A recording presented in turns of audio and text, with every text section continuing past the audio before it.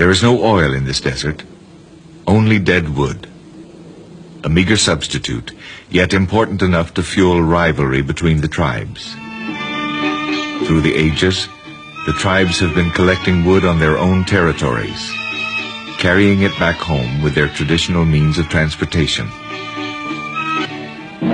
Their harmony fell apart when the Sufyan tribe borrowed a truck. They ventured into the Ahmar territory and started to pick up loads of wood.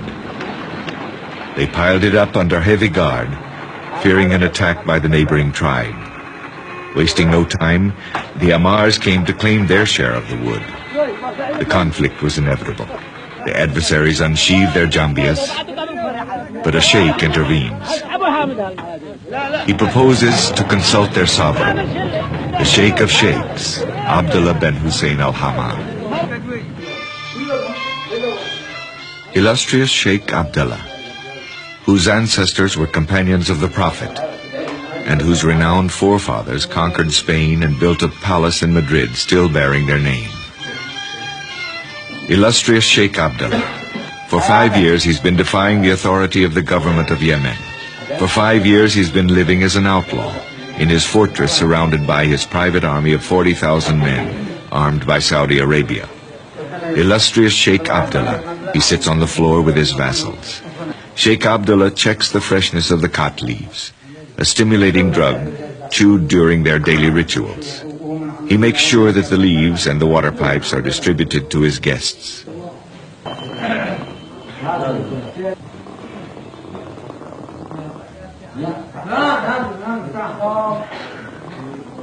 The Sufyans want justice to be done regarding the 2 killings committed by the Ahmar who stole the wood piled along the road.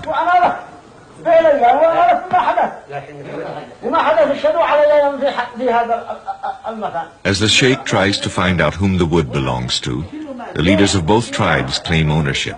The sheikh concludes, his militia spotted the tracks the vehicles of the Sufyans left behind in the Ahmar desert.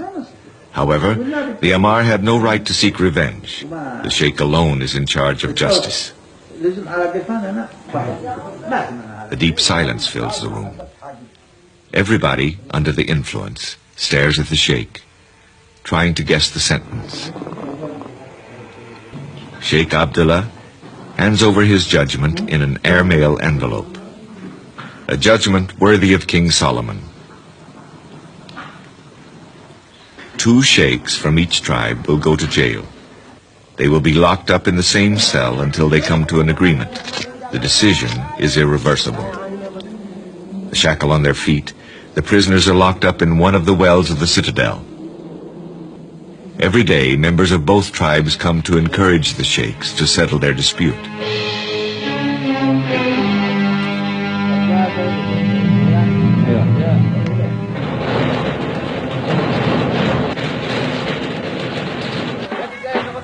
A few days later, the sheikhs of the Ahmar tribe come back to salute Sheikh Abdullah. They tell him that the prisoners have settled their dispute.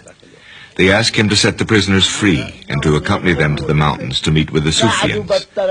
Sheikh Abdullah accepts, to the great joy of his vassals.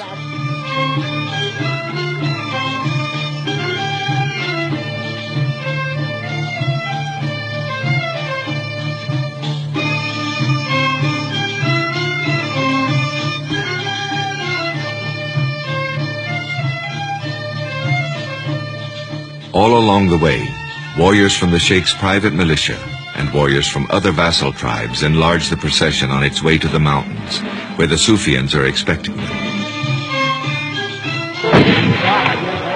On the mountain, the Sufyans welcome Sheikh Abdullah and the Ahmars, showing off their shooting skill.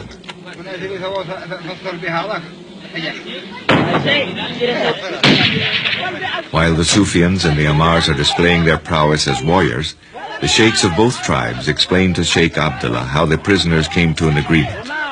Some Ahmars accuse the almighty sheikh of sowing discord between his vassal tribes by lending a truck to their adversaries. They even threaten not to accept his arbitration anymore and to call upon the help of the government, a move that would be a serious blow to the sheikh. The sheikh reacts swiftly and decides to repossess the truck he loaned. From now on, they will have to collect the wood with their camels, the way they've been doing it for several millennia.